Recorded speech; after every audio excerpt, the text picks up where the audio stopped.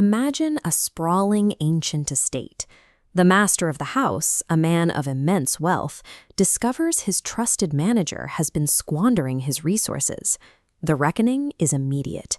The manager is fired on the spot, facing the sudden, terrifying reality of being thrown onto the street with absolutely nothing. Desperate to avoid ruin, the manager scrambles.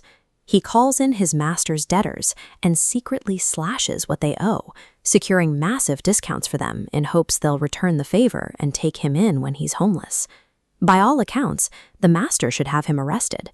Instead, when the master finds out about the scheme, he actually praises the dishonest steward. And Jesus, telling the story, does the same. Read through a modern lens, this text in the Gospel of Luke is jarring. On the surface, it looks like a direct endorsement of corporate embezzlement and blatant fraud. To make sense of this, we look to the framework established by scholars like St. Augustine and the Counter-Reformation Jesuits. They approach the parable by redefining the nature of ownership itself. Through their lens, the steward's actions provide the blueprint for one of the most urgent lessons on wealth ever recorded. Making sense of Christ's words requires a shift in how we view the things we possess. We often assume we absolutely own our bank accounts, our talents, and our lives. The classical exegetical framework suggests something different. This hierarchy illustrates the concept of stewardship. The glowing top node represents God, the sole absolute owner of all goods. The lines flowing downward show that human beings are merely temporary managers. The resources only pass through us. We are dispensers. These flowing streams represent our duty to administer these resources according to the divine will, rather than hoarding them for ourselves. This perspective reveals the true stakes of the parable. The firing of the manager represents death, the moment when our earthly administration ends and our control over these resources is instantly severed. If we recognize that we will inevitably lose our management position, preparing for what happens after that termination becomes the only logical priority.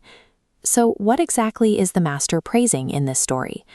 Jesus is not highlighting the injustice of the theft. He is highlighting the steward's foresight.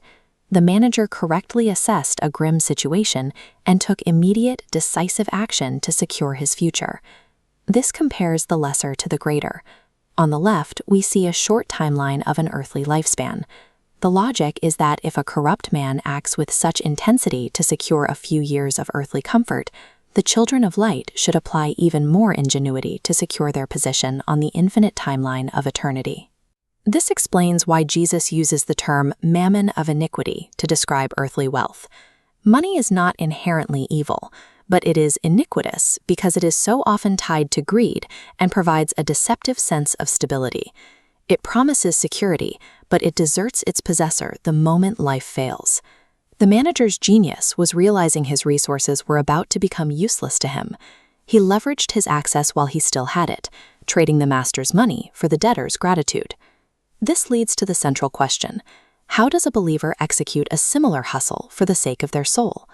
Just as the steward made friends by slashing the debts of the master's clients, the church fathers explain that we make spiritual friends by easing the burdens of the poor. In this spiritual application, the debtors are the needy. By using iniquitous wealth to provide for them, we follow the steward's logic, using the master's goods to secure a future welcome. When perishable earthly currency is used for almsgiving, it passes through a charity node, transforming into heavenly currency.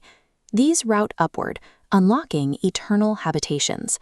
The poor, whose burdens were eased, now stand as powerful advocates, welcoming their benefactors into heaven. The parable demands a radical spiritual hustle, requiring the same cleverness from the faithful that the steward applied to his worldly survival. We are all temporary managers. Our resources are merely leverage, intended to be spent today to secure a home that lasts forever.